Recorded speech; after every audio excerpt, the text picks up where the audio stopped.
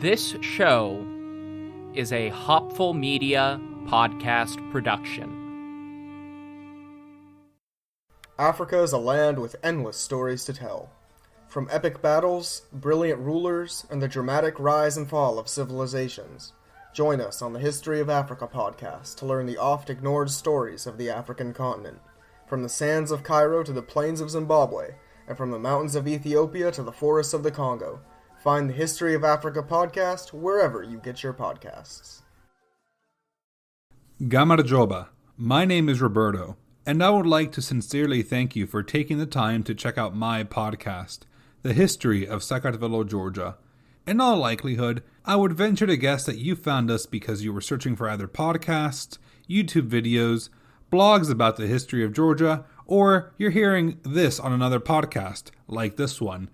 I'm both sorry and happy to report that this beautiful and fascinating country is, to my great surprise, criminally underrated in the history world.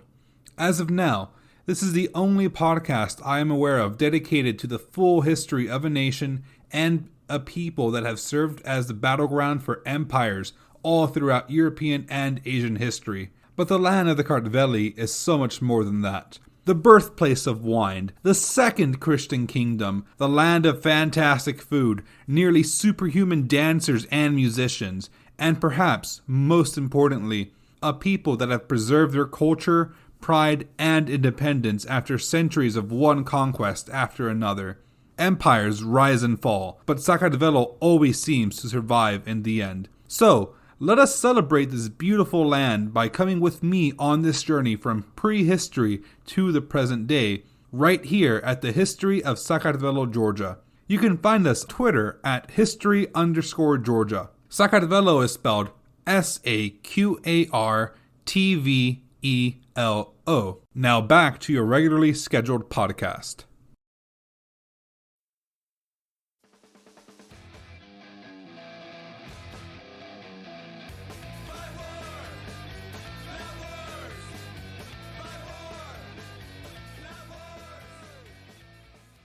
Hey everyone, this is Trevor from the future, just chiming in with some explanation for this episode.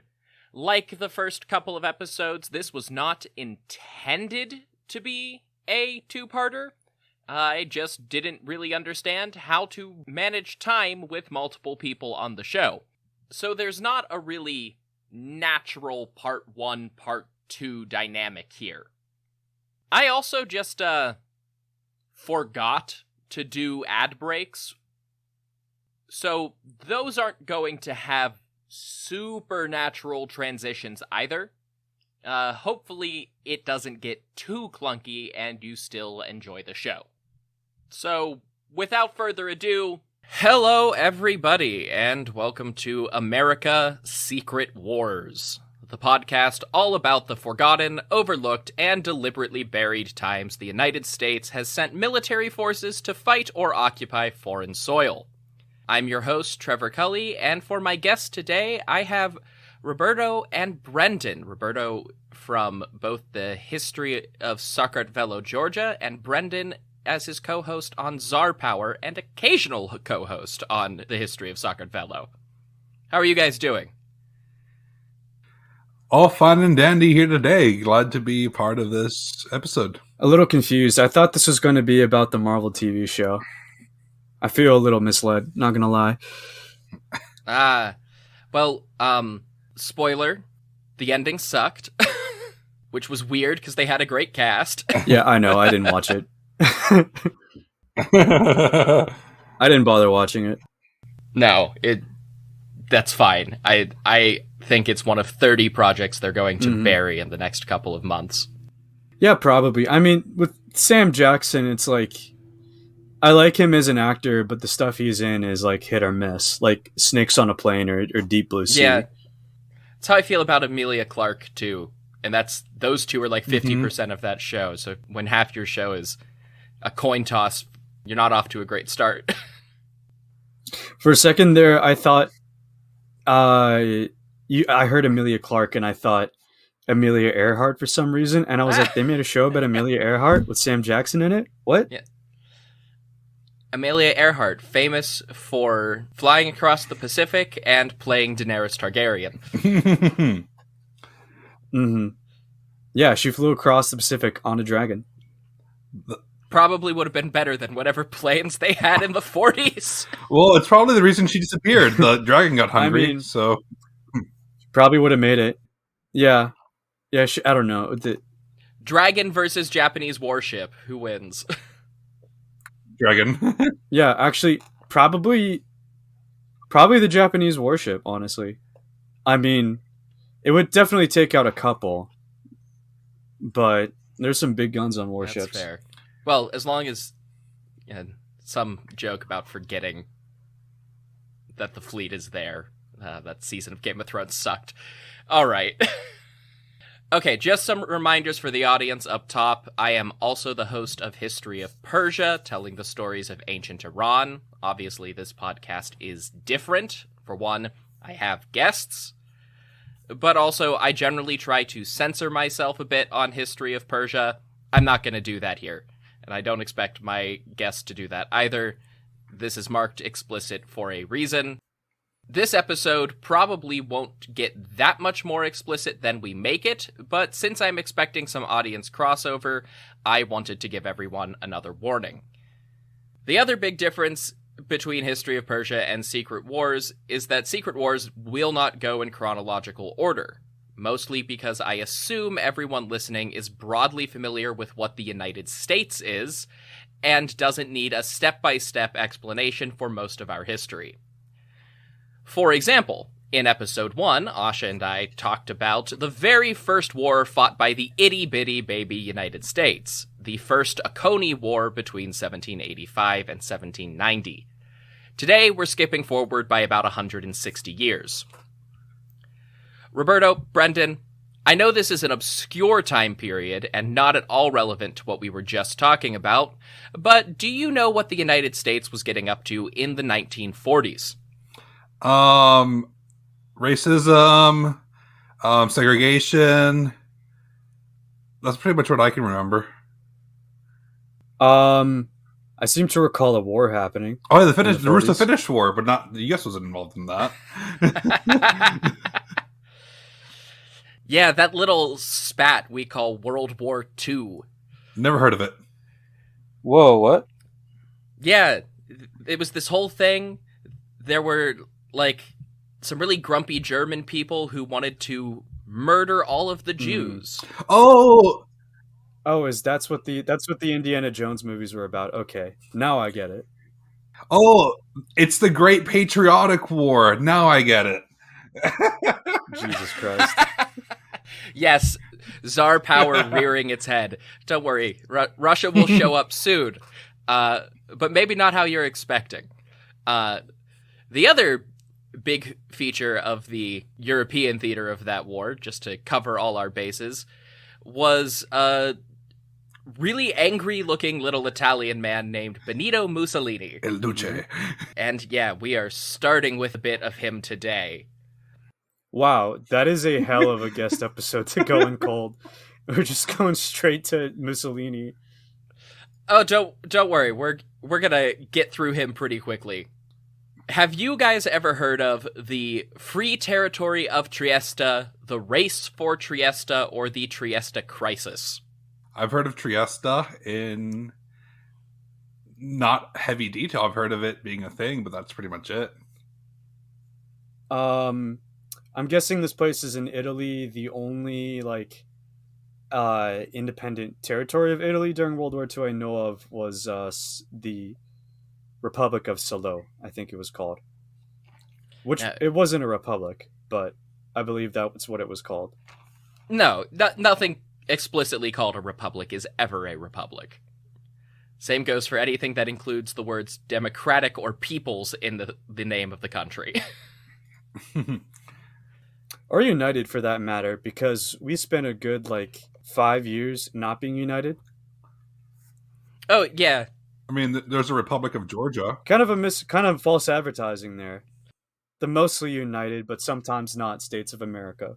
Yeah, In the last episode, Asha and I directly discussed 2 breakaway states in the first 5 years of the Union. So, Wow.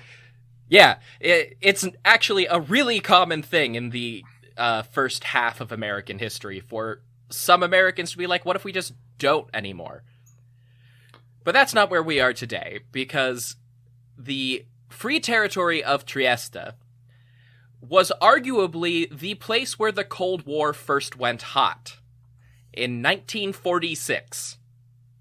Which, if you're at all familiar with the history of the Cold War, you might notice as pretty much as soon as possible. Yeah. What about the intervention in Archangel in Ukraine? Archangel is in the north? Yeah. I read about this in Reds by Ted Morgan. That was the first American attempt.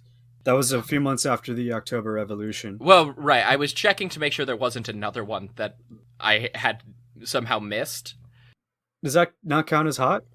I'm not counting it as Cold War. Okay. I mean, it's not Cold War in the sense that it was post-World War II, but it was certainly an expression of American anxiety about the Soviet Union. Well, it was in the early days of the Soviet Revolution, the Soviet Union, so it's just like, yeah, things were kind of, okay, we failed, let's forget about this and move on. Yeah, I will have 1 or 2 episodes in the future about the times that the United States just invaded the USSR. But initially, I had intended for episode 2 to get into some moderately more famous wars that people have heard of but don't usually talk about. But my options were either to spend a whole episode explaining the backstory of Cold War politics, or just pick something from the beginning of the Cold War and let it stand as an explanation.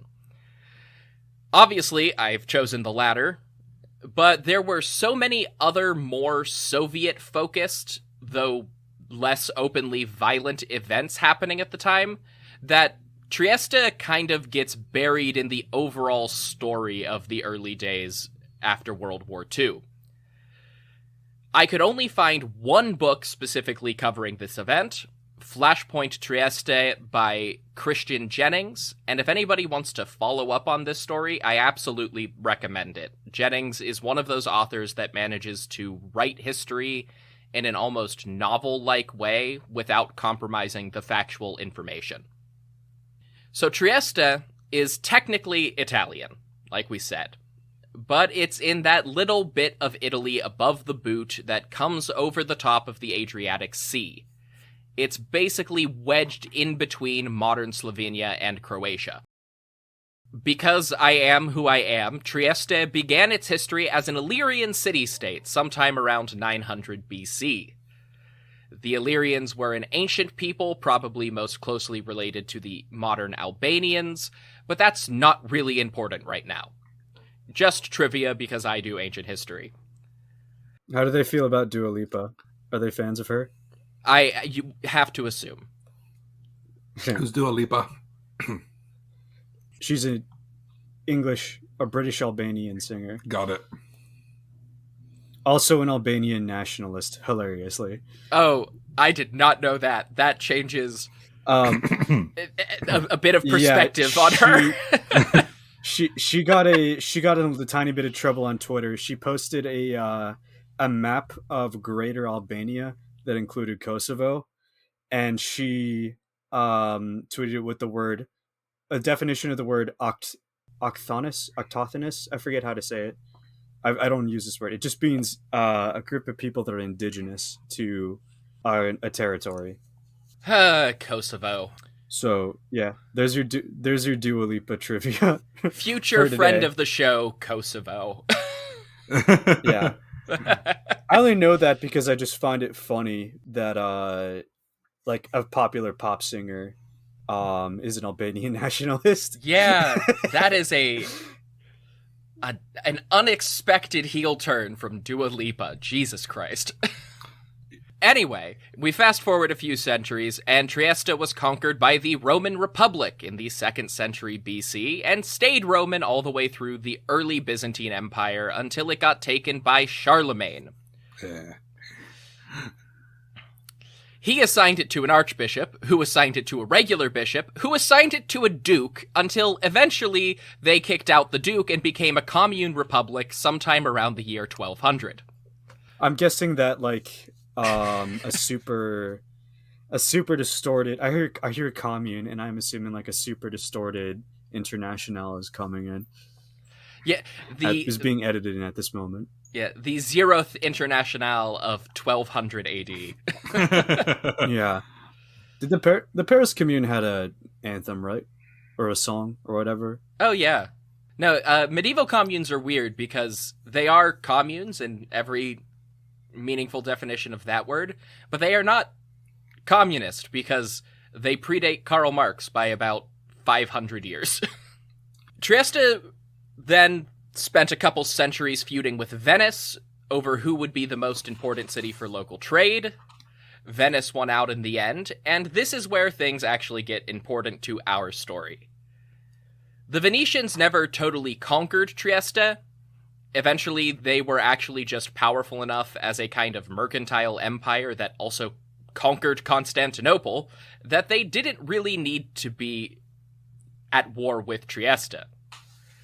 But the Venetian dialect of early Italian became the dominant language in the city, meaning that Triestians are interacting a lot more with Italy, and they started to identify with the broad concept of being Italian before the actual state was formed. Oh, forget about it. Hey, I'm trading you! Yes, and I'd apologize for any offense to Italy, but we're talking about you when you were fascist, so too bad. This was kind of a problem for a while because Trieste was conquered by the Habsburg Holy Roman Empire, making this the third Roman Empire to be in charge of the city. Through some political shenanigans and another war with Venice, Trieste didn't gain independence, but they became a free imperial city, a sort of autonomous zone within the Habsburg Empire. And that's basically how things stayed as the HRE got smashed to pieces and reconfigured as the Austrian Empire because Napoleon. That lasted clear to the end of Austrian imperialism at the end of World War I, and they did briefly try to join Italy as it was becoming a thing, but the Austrians cut that off as quickly as possible. After Italy had successfully switched from the Central Powers to the Allies and continued dashing a generation of young men unsuccessfully against the same entrenched Austrian mountains for the better part of a decade, they found themselves on the winning side of the Treaty of Versailles in 1917. As part of the treaty, they got Trieste and some parts of the northern Adriatic coast that put them at odds with the newly formed country of Yugoslavia. This was really the first time that there had been a strong, non-Russian Slavic state, and the first post-war settlement on the Yugoslav-Italian border wasn't great.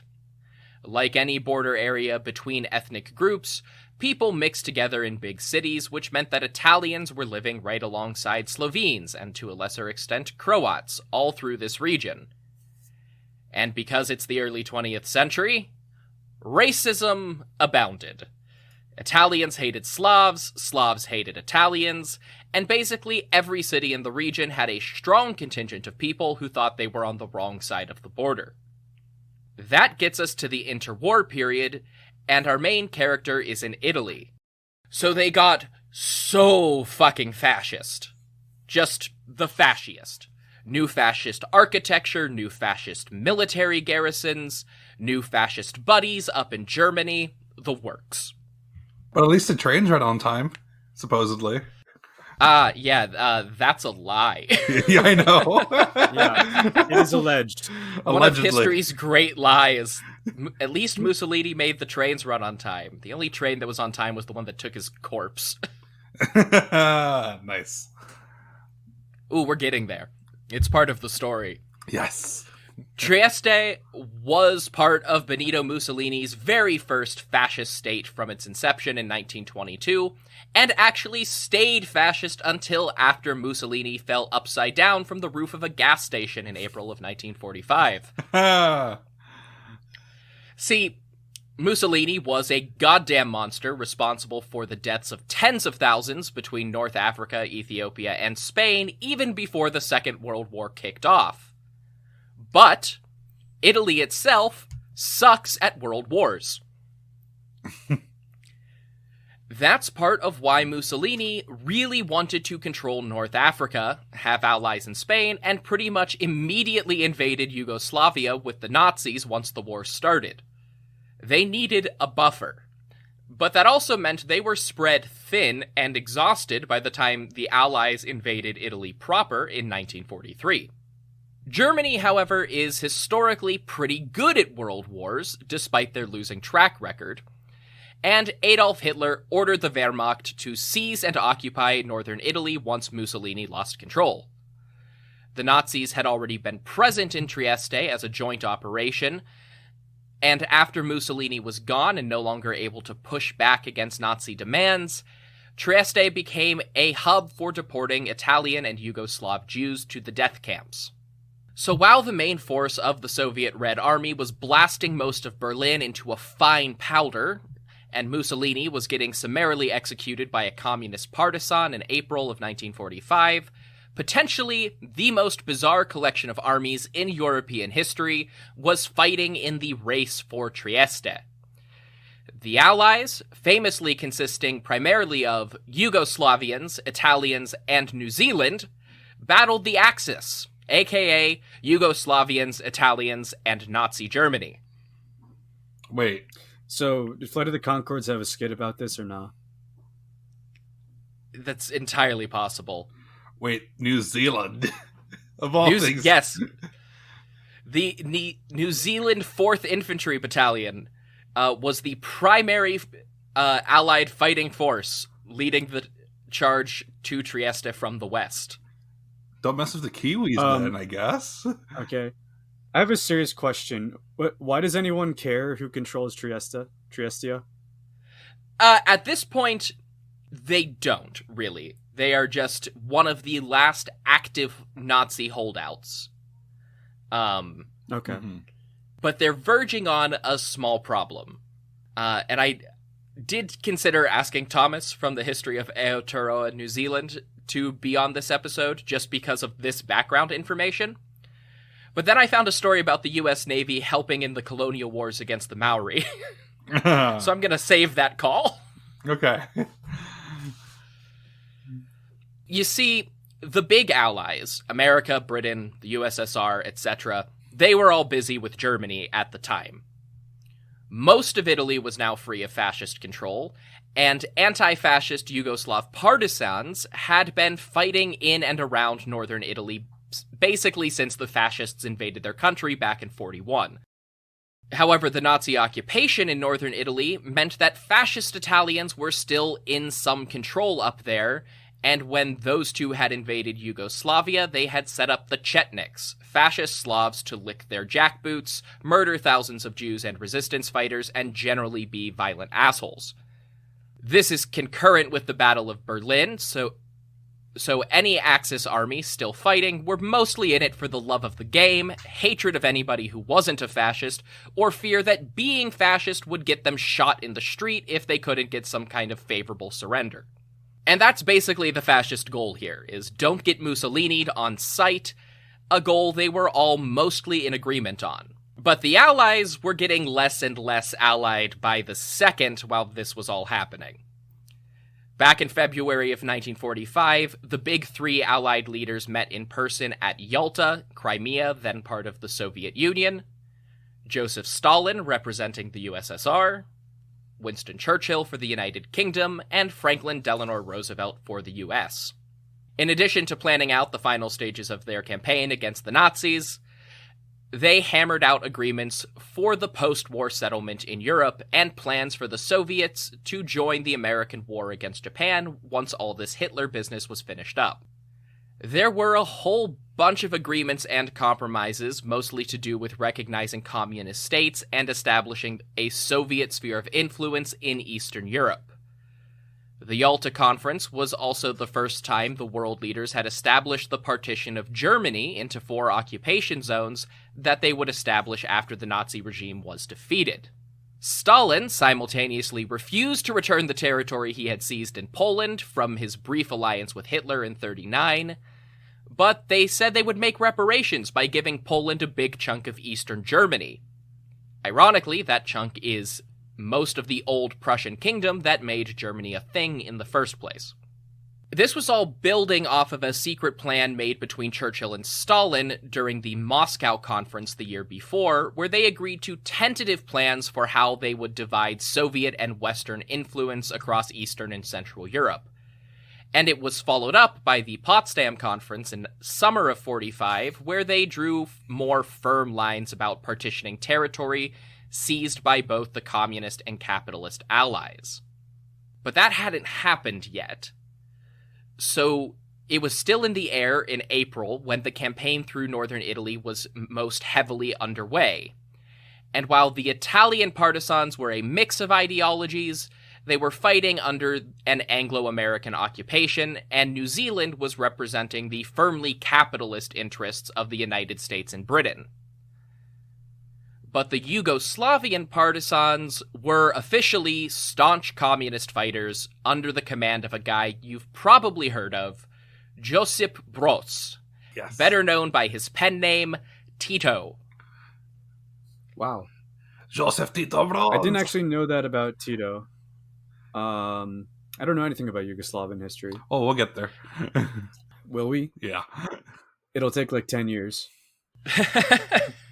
Well, hopefully within 10 years, the audience will have been able to enjoy these products and services.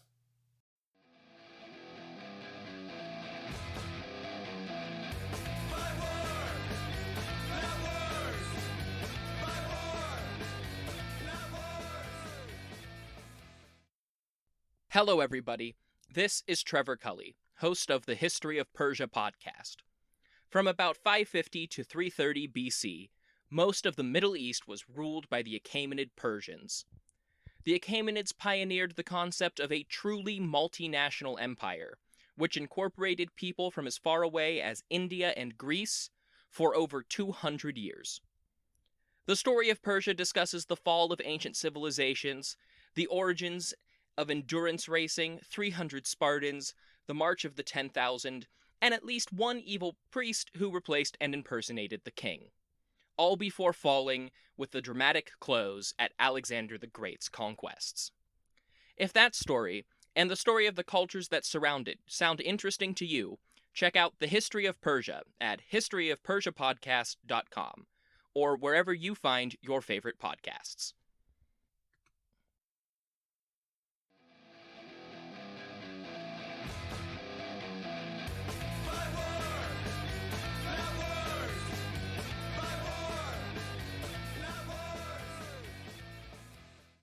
Do you guys know how he got the name Tito? The vodka. Yeah, duh. You love Yes. vodka. I do Also wonder loves if there's a vodka. connection there. No, as far as anybody knows, it was just a really common nickname, and he used it as a pen name while writing for communist zines. I mean, makes sense. Huh.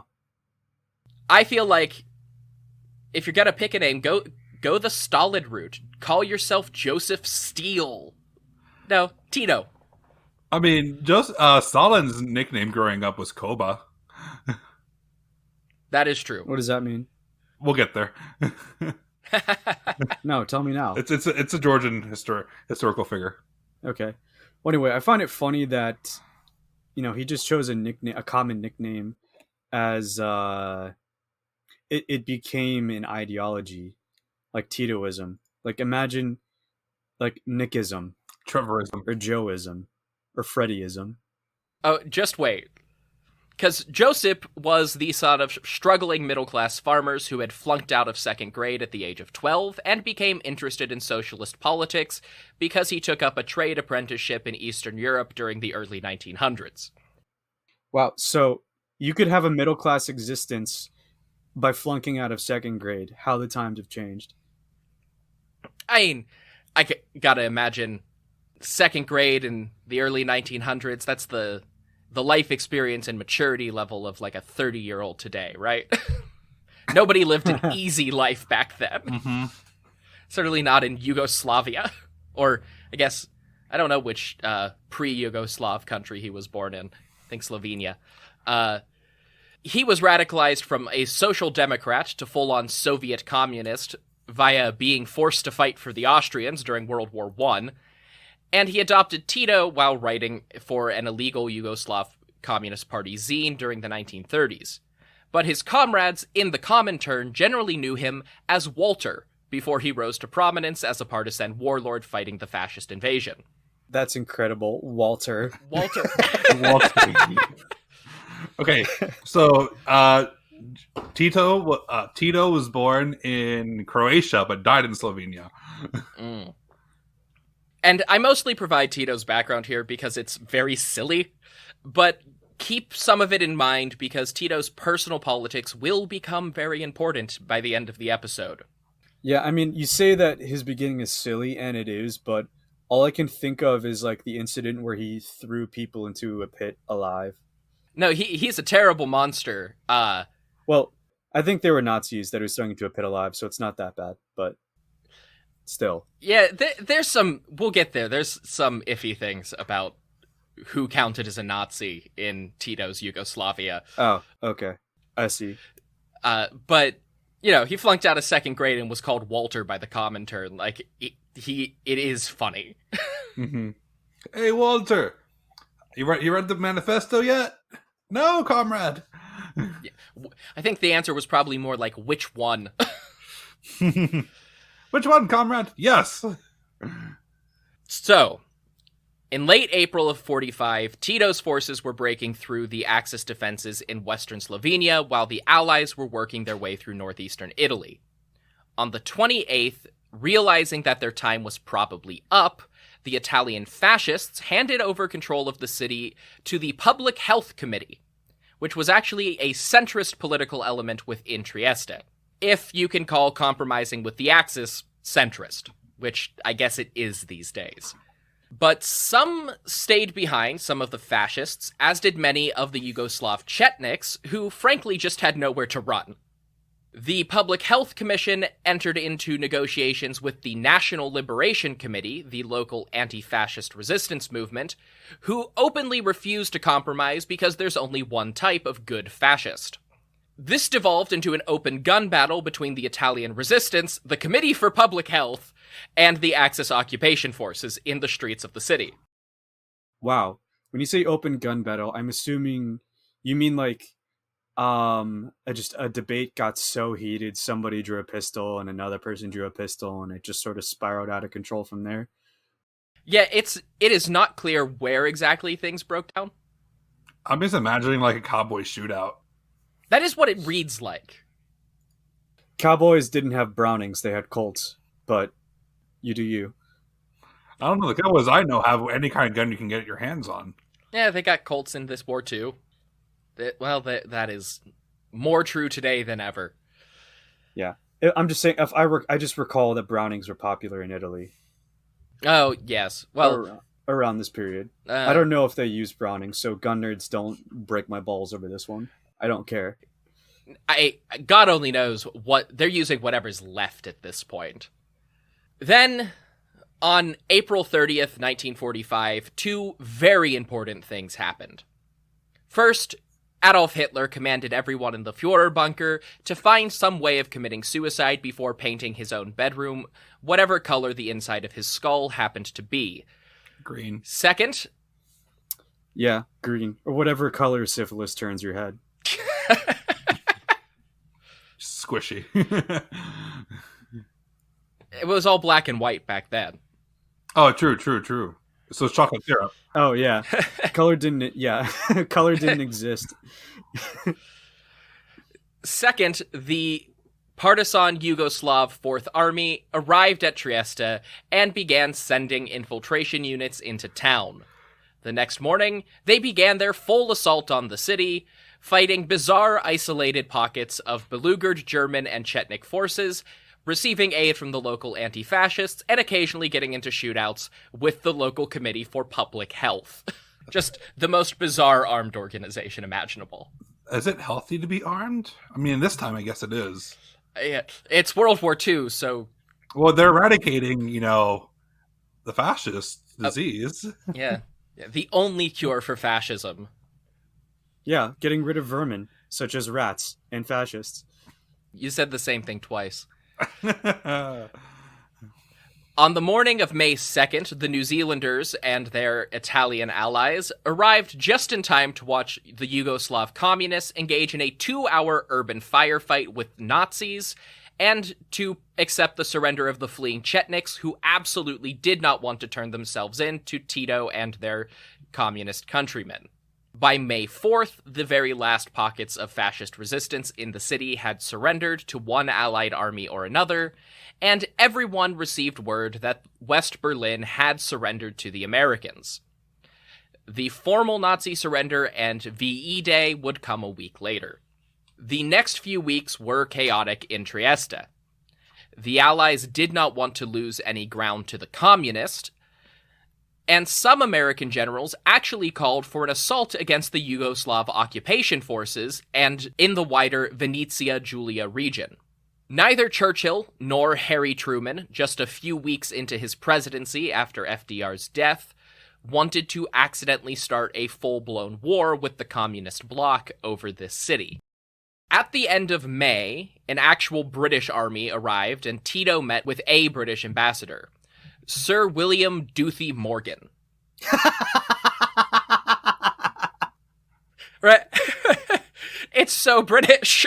Duthie Morgan.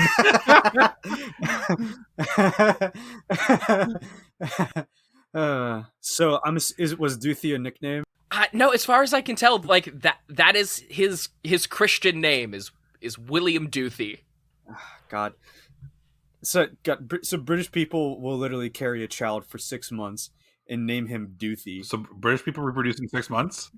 Sorry, Yeah. child for 9 months. Do you know something about British people that we don't? No wonder they're everywhere. They met to determine the boundaries for a partition of the Venetia Giulia as a de facto autonomous zone split between Western and Yugoslav occupation. The Yugoslav administration would take control of the southern territory, and the Western Allies took the north, closer to Italy. This agreement, called the Morgan Line, also ceded a huge chunk of the Venetia Giulia to Yugoslavia outright to avoid conflict, since Tito's forces had already liberated and occupied it during the war. Tito naturally wanted more, but William Duthie drew a blue line on the map, stating firmly that Yugoslav forces were not to cross it, and the southern end of that line ran right through the southern third of the city of Trieste. Tito held out until a British armored division started approaching that line, at which point he caved and ended up ceding actually a little ground back to the Italians in the formal final agreement. Damn Brits.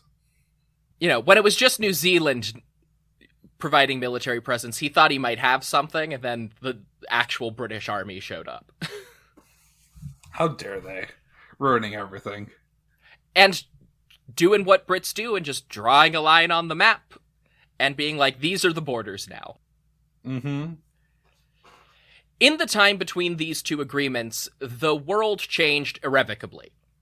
Stalin, Truman, and Churchill met once again at the Potsdam Conference, only for Churchill to lose an election midway through the meeting and be replaced as prime minister by the less bellicose Clement Attlee. Truman was still finding his footing and had to keep his big plans for the Pacific Theater under wraps while still making sure he had Soviet support in Asia if things didn't work out. At Potsdam, East Germany was split into Soviet control, and the three world powers hammered out preliminary bounds for their spheres of influence. Then, literally just 4 days after the conference ended, the world changed in another way when Hiroshima, Japan, was wiped off the face of the earth in a blast of nuclear hellfire. 3 days later, the United States dropped their second nuke on Nagasaki. and within a week, Japan had surrendered to the United States, ending World War II. Way to go off a bang. Yeah. This had the added benefit of making sure that the United States would not have to partition Japan between themselves and Soviet control. And it allowed China to resume its focus on its own civil war between the quote-unquote Republican forces of Chiang Kai-shek and Mao Zedong's Communist Party. Korea was split north and south, Japan was occupied by the US, and most of Europe, including Trieste, remained in a weird gray area as the Allies moved towards the next stage of post-war settlement, the Paris Peace Conference. Hammering out exactly what New World Order would look like. This began in July of 1946 and would last until October.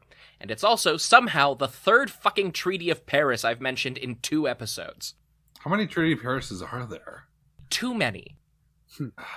Damn French. Plans were officially made to partition Trieste as an autonomous occupied state administered under the auspices of the newly formed United Nations. Remember, the UN is brand new at this, so people still thought that it might be able to do things. Bless their hearts. Yeah, it didn't work out. And it didn't work out in part because the Soviet Union gave itself 3 seats. But that's beside the point. They tried to give themselves 17. Tensions were still running high in occupied Trieste. American tanks were a regular sight on the street, and checkpoints were stopping people less to watch for remaining fascist supporters and more to control the flow of goods and supplies into Eastern Europe. Trieste is a major port, and its capacity to control the rebuilding effort for much of the Eastern Bloc was a key part of its strategic value, and supplies were already in short supply. Okay, so that's why everyone cared about Trieste. Trieste. Or, sorry, is it Trieste? Or just Trieste is how most English speakers have Trieste. said it. Okay. So yeah, there is a valid reason to care about it. It does have strategic value. It absolutely does. It just was not anybody's priority at the end of the war. Now, this left political tensions running high. Not only did both occupation forces have to deal with the plain fact that some Italians were still in the Slavic zone and some Slovenians were still in the Allied zone. But even many of the Italians in this region were staunch communists. Titoist flags were flown in the Allied occupation, and pro- or anti-Slovenian slogans were painted on the sides of buildings all the time. And I have to ask you guys, with the knowledge you have of this episode up to this point, how many beheadings do you think are involved in this story? Quite a few. I'm sorry, what? Hopefully none. Let's read the next sentence. 15! And none of this was at all helped by the fact that a Gurkha, a Nepalese colonial soldier in the British Army, fucking beheaded a Yugoslav soldier in November of 1945. Oh! That's no bueno. Why? Jesus. Quote from Flashpoint Trieste. "We've had a spot of bother," said the Major Khan, a British Sikh. British people will genocide an entire people and be like, oh, there's a bit of spot of trouble. Yeah, this is direct quotes from a diary, just reframed in a kind of novel-like format. So yes, we've had a spot of bother. One of my Gurkhas has beheaded one of their chaps. Sergeant Norden said nothing. He immediately saw that this was going to escalate fast and viciously. Yes, said the officer, one of my Gurkhas has beheaded one of their chaps. They've removed the fellow's body, and they're looking for his head now, in the river. Why did he behead them hidden, though? Okay, keep going. It's coming. The officer shrugged his shoulders. It's all right, Sergeant. My chap did it in self-defense. You can ask him. He's over here. Of course it was self-defense. I say that sarcastically. Yeah. And, we dropped a bomb on Japan in self-defense. Yeah, this was in slightly less self-defense than that. Standing grim-faced and shaken, with his back to a sentry box by the river, was a young Gurkha soldier. It, he said, started in a friendly enough way. A few of the partisans were on their way back from a local bar and had stopped and offered him a sip of their plum brandy. Slivovica. Called Silvovic. Slivovica. Silvovic? I will let you take control of that one. And I will let the sponsors of this show take control of the podcast for the next 90-ish seconds.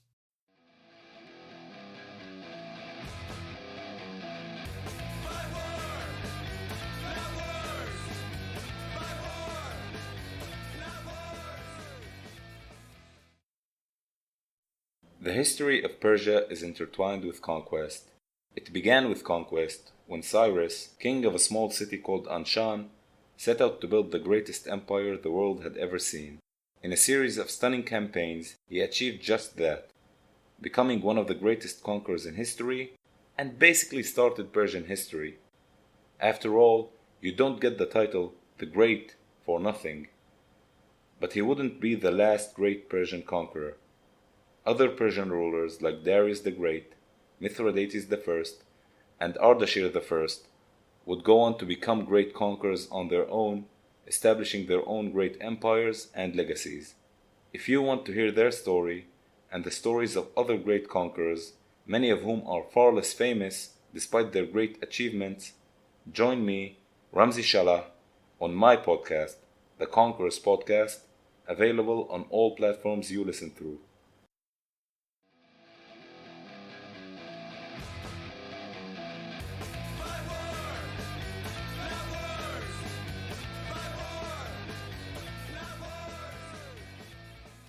The Gurkha, not liking to be offered a drink while on duty, had taken offense. When one of the partisans had tried to take the Gurkha's kukri knife, he had reacted and cut the man's head off. So yeah. I'm sorry, it's just a very unreasonable reaction to being offered a drink. Like, I know you shouldn't drink on duty, but you don't have to just say no. Okay, Nancy Reagan. No, actually, the Reagans would cut your head off. Don't try to take a guy's culturally important knife off of his belt, but also, like... Yeah, you shouldn't do that also. Like, yeah, just say no. Don't... Because you get the sense there's a missing component here where he did something but after taking offense. Oh my god, I just clicked on me that you said Nepalese, not Napoli's Gurkhas. I'm like, I didn't know Italians had Gurkhas. What is going on? I was just like, oh, wait. Yeah. The British colonial forces in Naples. I do 100% believe that he managed to behead a guy with just a kukri. That I believe. Oh, absolutely. Look, yeah, read any story about the Gurkha forces in World War II. They were terrifying. Oh my god, yes. I love them.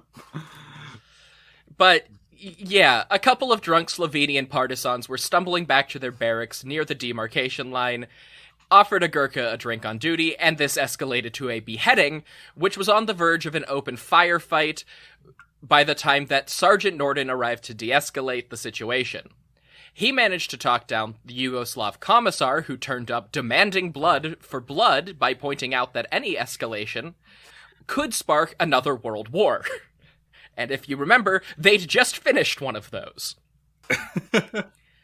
The thing is, it got worse when word of the incident reached the Red Army High Command, and Soviet occupation forces started marching in with every intent of attacking the Allies, leaving this poor bastard Norden, a low-ranking, non-commissioned officer, to find a way out. He chose to withdraw all Allied forces from the border zone from the time being, radio back to headquarters explaining what had happened, and hope that averting war was a good enough reason for countermanding his orders. So what I'm hearing is it's the Brits' fault once again. It was this one Gurkha's fault. Yeah, he was so offended by the notion that someone would offer him a drink. While on duty, but he's a British soldier. Under the British command, yeah. Sorry. Yeah, a random Gurkha almost, had a damn foolish incident in the Balkans. I mean, that's just a normal day in the Balkans. Damn foolish incident? Yeah, but there are only a few moments where that damn foolish incident can start a world war. And weirdly, there are several of those. Yeah. Yeah. You're right. Now, Winston Churchill didn't help things either with his public address to the United States on March 5th. Trieste actually features in the most famous line of the speech given at Westminster College in Fulton, Missouri. And I can't do a good Churchill voice, but from Stettin in the Baltic to Trieste in the Adriatic, an iron curtain has descended across the continent. Because of this Gurkha. I do kind of want to, not to say that, I'm going to go listen to some speeches and see if I can get an impression down, because it seems like a fun one to do. Oh, if you can pull off a good Churchill voice, it's great. The only thing I can really do is say Nazis. Nah, man. So, Trieste was on everybody's mind in 1946 and was actively seen as the front line of the developing Cold War. There was also another sort of ethnic tension appearing all over Europe in 1946, and I want to quote from the diaries of Ron Goldstein, a British corporal stationed in Trieste, who wrote extensively for the BBC and on his own blog about his experiences, and actually just passed away in 2021 at the age of 98. Damn. I was a little confused. You said blog, and I was like, they didn't have blogs back then. They had columns. No, he was a 70-year-old World War II veteran, and he started a blog about his experiences. Blogs have been started for much worse reasons. Yeah, definitely. Mm-hmm. And I couldn't find any confirmation one way or the other on this, but from the stories he tells, I do think that Ron Goldstein was a British Jew. I just couldn't find it that actually written in any of his works anywhere. Yeah, I was going to ask if he was Jewish, because that last name signaled to me that he was. Yeah, the last name is very Jewish. But also, maybe he's like, just doesn't care. Right. It's still kind of hard to tell from the stories that he tells, but I think this first one kind of lends credence to that. Yeah. Unfortunately, he didn't give us any, he didn't give us any clues like, oh, I was playing dreidel on my way to synagogue when I saw a booby and, string of Yiddish words. About that. On 16th April, my very good friend Leslie Gilbert and I attended Passover service at the Meritma on the harbor front of Trieste. A fair amount of local civilians attended the service, organized by an Austrian who had been released from a concentration camp and his 2 daughters. The service was about halfway through when there was a clamor at one of the doors. Some further concentration camp victims had arrived in the area and heard of the service that was taking place. To our shame, the local Jewish army chaplain who was present wanted to keep them out, insisting that army rations had only been issued for those expected. Fortunately, for good sense, he was soon told in no uncertain terms that all those present would refuse to eat if the newcomers were not allowed in, and the evening proceeded without any further problems. That's a heartwarming story. It is, actually. Yeah, that's good, right? Despite strained provisions, the local occupation forces yelled at the chaplain to not be an asshole to Holocaust victims. Mm-hmm. Anyway, here's Ron's diary entry from May. Among the few civilians I knew in Trieste was the Austrian Amgot worker I had met at the Passover service. I was at his house one evening, and one of his daughters was just about to leave to visit another friend. Because the streets of Trieste were not altogether safe after dark, he asked me to escort her to her destination, and I was happy to oblige. And if this was written in modern terminology, I would not be using the accent for this, but it doesn't make sense in an American accent. Well, he's Austrian, right? So, well, no. No. The writer is British.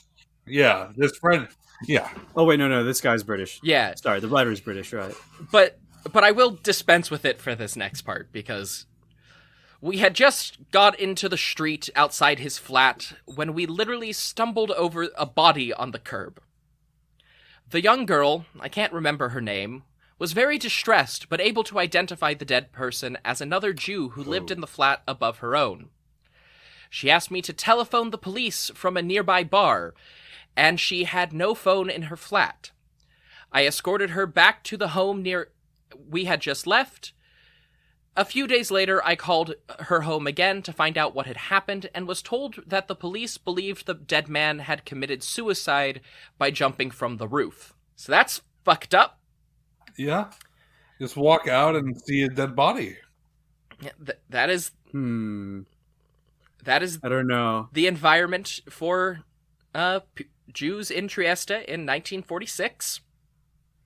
That seems a bit of a suspicious suicide, to be honest. It's very Russian if you think about it. I mean, you can't. Is this Jew Russian? I don't think so. Would not fault anybody for surviving the Holocaust and coming out incredibly depressed on the other side. I don't know. I mean, a Jew in this environment dying and then just being immediately ruled a suicide, I don't know. Yeah, I would not also be surprised if there were a bunch of Chetniks still living in the city at this point. So, yeah, it is not a great thing. Mm-hmm. Ron Goldstein also reports how in July and August of 1946, the British Army had to crack down on a smuggling ring within its own ranks, selling equipment to the Yugoslav occupation on the other side of the Morgan Line. And rations were still being carefully handed out by occupying soldiers on both sides. Ron personally reported this incident to his commanding officers after uncovering a cache of contraband, including the tires for an armored car. Ron Goldstein's encounter with this smuggling ring also coincided with the most dramatic events of the Triestean occupation. On July 12th, 3 Yugoslav soldiers crossed into the Allied occupation zone. This small incursion was almost certainly an accident, but when the American border guards were sent to investigate, the Yugoslavs opened fire on sight, prompting the Americans to return fire, killing a third of the supposed Yugoslav invasion force. Both sides called in reinforcements, and the reinforcing soldiers actually ran into each other en route, prompting the entire Yugoslav reinforcement group to withdraw. Then, on August 9th, a U.S. Army Air Force transport plane flying near the border between the occupation zones was intercepted by Yugoslav fighters, shot at and forced to land in Yugoslav territory, with the entire crew taken prisoner. This American plane was a C-47, basically an up-armored commercial airliner with no weapons capabilities on board. There had been minor exchanges between American and Soviet forces during World War II, usually during moments of poor battlefield communication, but this was the first time where communist forces had fired on American troops in an official, intentional action. Then, on August 18th, a massive explosion rocked the Allied occupation zone. Over 200 people, largely civilians, were killed when 3 torpedo warheads, 4 demolition charges, and 5 smokescreen generators detonated on Vergarola Beach. An exact cause was never determined, but the Allied investigation concluded the blast had to be intentional. And it was widely speculated to be either the work of Yugoslav spies or pro-communist partisans within the Allied occupation zone. Well, as if a catastrophic explosion just days after an unarmed flight crew was taken hostage wasn't enough, another US C-47 was shot down by Yugoslav fighters over the border the day after the Vergarola explosion. It is unclear whether the transport plane tried to escape or evade the Yugoslav forces, but they shot that motherfucker right out of the sky. 5 crew were killed, including a civilian, and the remaining 7 passengers were taken prisoner upon crashing, and their plane basically split in half on Yugoslav soil. So not great, not exactly ideal peacetime interaction between the two sides. This series of events coincided with other layers of ever-increasing tension as the Allies transitioned to enemies in the growing Cold War between the West and the Communist bloc. The Chinese Civil War had returned to full-scale attacks, and Chiang Kai-shek was actively invading communist territory at the time. The partition of Germany was still new, and anti-communist civilians and Jewish Holocaust survivors were smuggling themselves out of East Germany into the Western occupation zones. But most importantly at the moment, Stalin was demanding joint Soviet and Allied occupation of the Black Sea Straits, technically all within the borders of Turkey, which was a Western ally. Well, you mentioned Turkey. I guess it's time for one of my signature anti-Erdogan rants. Do you have a problem with the poor, absolutely democratically elected leader of modern Turkey who definitely faced a very real coup a few years ago? We have a minor problem. Somehow my hatred for Erdogan has intersected in multiple interests I've had. For a while, I followed the democratic experiment in Rojava, and that made me hate Turkey because of their meddling. And also, Azerbaijan was bombing Armenians, rather. And again, this made me hate Turkey. I'm more pissed off with the Hagia Sophia. Yeah, there's also, aligning yourself with the right wing of fundamentalists and all that. Yeah, aligning yourself with the right wing of I don't know. I don't know if there's a Muslim party in Turkey. Aligning yourself with fundamentalist Muslims in Turkey by declaring the Hagia Sophia a mosque again, and undermining a lot of work that was done to improve relations between Christians and Muslims and secularists. So, yeah, I hate Erdogan. Turkey, for when your secular state doesn't want to be secular anymore. Ataturk would be pissed. Ataturk can also go fuck himself. Oh, absolutely, but I mean, he wouldn't like Erdogan either. All the defenders of Ataturk online are the same people who defend Erdogan. If you say Ataturk sucks, then you'll get spammed with pictures of dead Kurds in your mentions. Yeah, for the official record of, I don't know, the world, Hopeful Media believes that the various genocides against Kurds and Armenians actually fucking happened, because they did. They did. He wasn't Turkish. He was from Tikrit in Iraq, but I did meet a Kurdish genocide denier last month. Oh, Jesus Christ. All right, but that's not one of the genocides that is on the table for today. There's just other ones to talk about. But in this case, the Black Sea Straits have been a central aspect of Russian politics, literally since before there were proper Russians. The Bosporus and Dardanelles, aka the Hellespont for my History of Persia listeners, provide 2 natural choke points for any trade between the Mediterranean and the Black Sea. The Western Allies, especially Truman, staunchly opposed ceding any control over this strategic resource to Stalin, and both sides actively deployed naval forces in the region. Fortunately, something that would never happen ever again. Don't look at the news.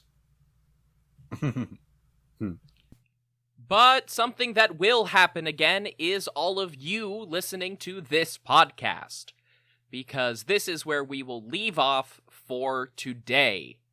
Next week, part 2 will pick right back up here like nothing ever happened, because this is Trevor from the future, and nothing ever did.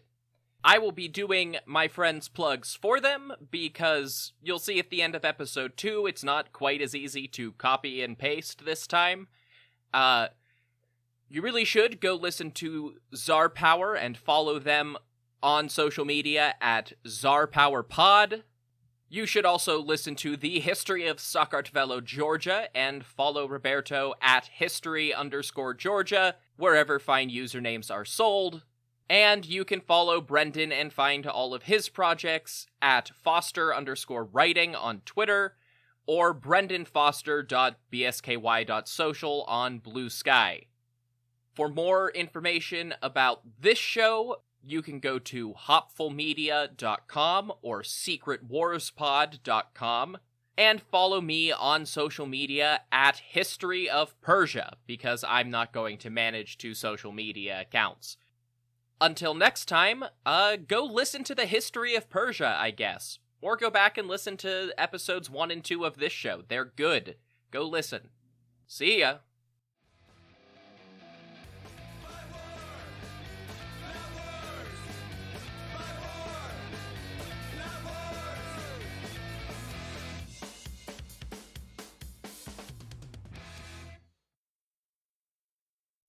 The history of Persia is intertwined with conquest. It began with conquest when Cyrus, king of a small city called Anshan, set out to build the greatest empire the world had ever seen. In a series of stunning campaigns, he achieved just that, becoming one of the greatest conquerors in history, and basically started Persian history. After all, you don't get the title the Great for nothing. But he wouldn't be the last great Persian conqueror. Other Persian rulers like Darius the Great, Mithridates I, and Ardashir I would go on to become great conquerors on their own, establishing their own great empires and legacies. If you want to hear their story, and the stories of other great conquerors, many of whom are far less famous despite their great achievements, join me, Ramzi Shalah, on my podcast, The Conquerors Podcast, available on all platforms you listen through. Gamarjoba, my name is Roberto, and I would like to sincerely thank you for taking the time to check out my podcast, The History of Saqartvelo Georgia. In all likelihood, I would venture to guess that you found us because you were searching for either podcasts, YouTube videos, blogs about the history of Georgia, or you're hearing this on another podcast, like this one. I'm both sorry and happy to report that this beautiful and fascinating country is, to my great surprise, criminally underrated in the history world. As of now, this is the only podcast I am aware of dedicated to the full history of a nation and a people that have served as the battleground for empires all throughout European and Asian history. But the land of the Kartveli is so much more than that. The birthplace of wine, the second Christian kingdom, the land of fantastic food, nearly superhuman dancers and musicians, and perhaps, most importantly, a people that have preserved their culture, pride, and independence after centuries of one conquest after another. Empires rise and fall, but Saqartvelo always seems to survive in the end. So, let us celebrate this beautiful land by coming with me on this journey from prehistory to the present day, right here at the History of Saqartvelo Georgia. You can find us on Twitter at History_Georgia. Saqartvelo is spelled Saqartvelo. Now back to your regularly scheduled podcast.